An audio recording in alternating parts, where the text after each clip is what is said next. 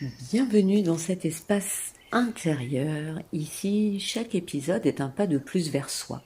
Un mouvement qui s'ajoute au précédent comme un chemin qui se construit doucement, d'étape en étape.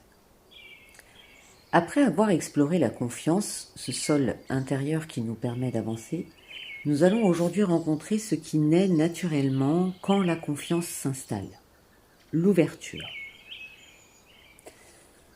L'ouverture n'est pas un effort, ce n'est pas une performance et ce n'est pas non plus un grand geste. L'ouverture, c'est un espace qui se déploie en nous quand on cesse de se contracter, quand on cesse de se protéger, quand on laisse la vie circuler. L'ouverture, c'est ce moment subtil où quelque chose en nous dit « Ok, je peux laisser entrer, je peux laisser sortir. En fait, je peux laisser être. » Ce n'est pas une ouverture spectaculaire. C'est une ouverture intérieure, silencieuse, souple et vivante. L'ouverture commence souvent par un relâchement. Un relâchement du corps, du souffle, du mental. C'est comme si l'on desserrait un point que l'on tenait fermé depuis longtemps, sans même s'en rendre compte. L'ouverture, c'est ce moment où l'on respire un peu plus profondément, où l'on se sent un peu plus vaste, où l'on se donne un peu plus de place. Ce n'est pas une décision, c'est une permission. Une permission d'être là, sans se juger, sans se retenir, sans se réduire. L'ouverture, selon moi, c'est aussi une disponibilité, une manière d'être au monde qui ne force rien, qui n'attend rien et qui accueille ce qui vient. C'est être disponible à soi, à ses émotions, à ses sensations, à ses intuitions. C'est être disponible à la vie, à ce qu'elle propose, à ce qu'elle murmure, à ce qu'elle dépose. L'ouverture ne dit pas « je veux que les choses soient comme ceci, comme cela ». Elle dit « je suis là et je peux rencontrer ce qui se présente ».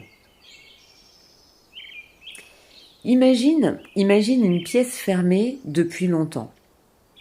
L'air y est lourd, immobile, silencieux. Puis à un moment donné, quelqu'un entr'ouvre une fenêtre. Pas grand-chose, juste quelques centimètres. Et pourtant, à partir de ce moment-là, tout change. L'air circule, la lumière entre, l'espace respire.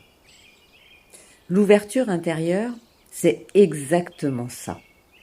Pas un grand geste, juste une petite ouverture qui permet à la vie de revenir. Souviens-toi de l'oiseau. Tu sais, celui qui, dans les épisodes précédents, sentait l'élan et puis la confiance. L'ouverture, pour lui, c'est ce moment où il laisse le vent le traverser. Il ne lutte pas, il ne résiste pas, il s'ouvre. Il ouvre ses ailes, il ouvre son corps, il ouvre son mouvement. Et dans cette ouverture, le vent peut le porter. Donc l'ouverture, c'est ça. Un geste intérieur qui dit oui. Oui à la vie.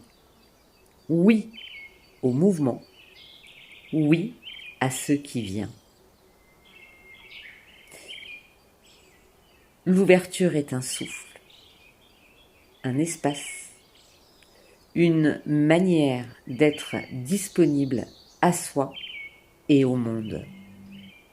Elle ne demande pas d'effort, juste une présence, une écoute, une souplesse intérieure.